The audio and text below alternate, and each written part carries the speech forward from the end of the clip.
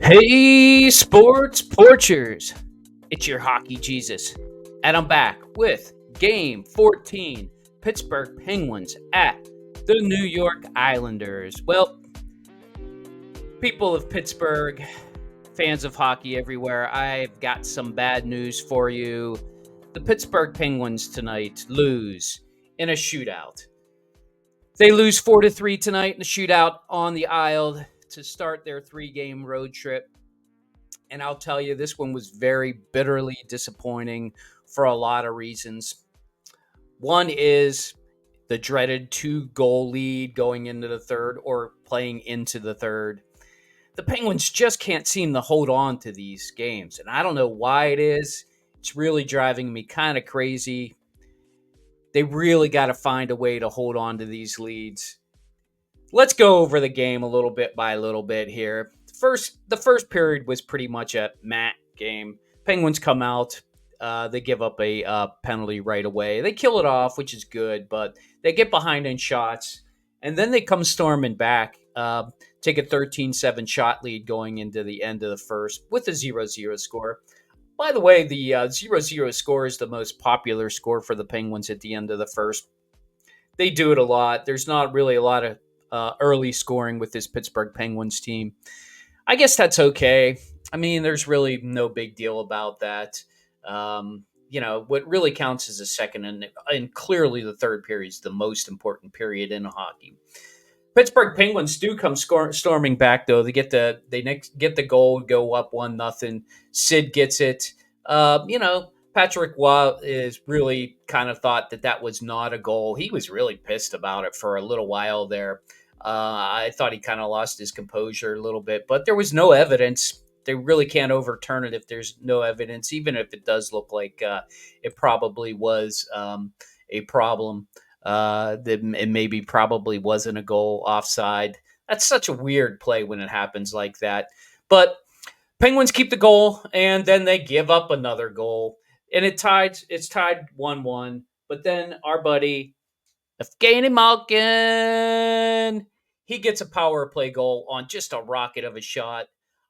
I don't know why they didn't do that in overtime, by the way. That same play. That was just a beautiful pass.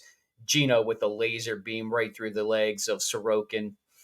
2-1. And then Budding makes it 3-1, taking advantage of some really bad defense by the Islanders.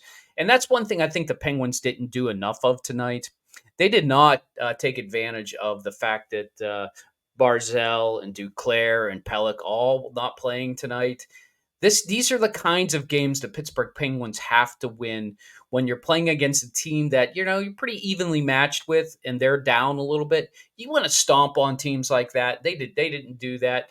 It looked like they were going to stomp on them at 3-1, but then this is probably an ill-advised play by Drew O'Connor. Drew O'Connor and Dobson were pretty much jostling all night long, and Dobson kind of it is. I'm not going to call it a flop, but Drew O'Connor runs into him and he falls down, and they call a penalty. At that point, it's 3-1. Penguins had, I think, 3 power plays in a row. So you got to be careful when you're Drew O'Connor. I like the extracurricular activity stuff, especially with a guy like Dobson, who's a pretty good power play guy. Get under his skin a little bit. And hey, they cash in. Good for the Islanders cashing in, making it a 3-2 goal. And then some mayhem persists, and they end up tying the game before the end of regulation. The Penguins really had no push in the third period, and that's what was concerning. They looked like they were playing with pretty good poise at the 3-1 mark. And then after they gave up that second goal, you could tell they went back to their old ways of, just being disappointed in themselves on the ice. They got to get over themselves that way. I forgot to mention Sidney Crosby's first goal was his 598th. That means 2 more goals for the captain, and he'll be at 600. Good for him. That's his third goal game in a row. That's for the second time in his career. He's not really known that much for goal scoring, but this year he is pretty much the main goal scorer for the Pittsburgh Penguins. So we go into overtime. And in overtime, Pittsburgh Penguins get a power play on a Carlson take to the net. Anytime Pajot did this, but anytime a defenseman or anybody who's defending puts a hand on a guy and he's coming across the middle, they're going to call a penalty. They're absolutely going to call a penalty. It's just like when the stick is on the person's skate and they fall down, even if they didn't push it into them and knock them down, they're going to call tripping. It's just like when the stick is on the hands, they're going to call slashing. So you got to know that as a New York Islander. But the Pittsburgh Penguins could not cash in on the power play, and they could also not cash in on the shootout, and they end up losing the game 4-3. That's two shootouts where they are 0-2 in the shootout. They don't practice it, so they're just basically working off skill.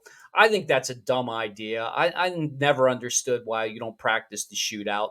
It's fun for the guys, I bet, to practice the shootout at the end of a practice or something. Line everybody up. It gives the goalie a little bit of a chance to.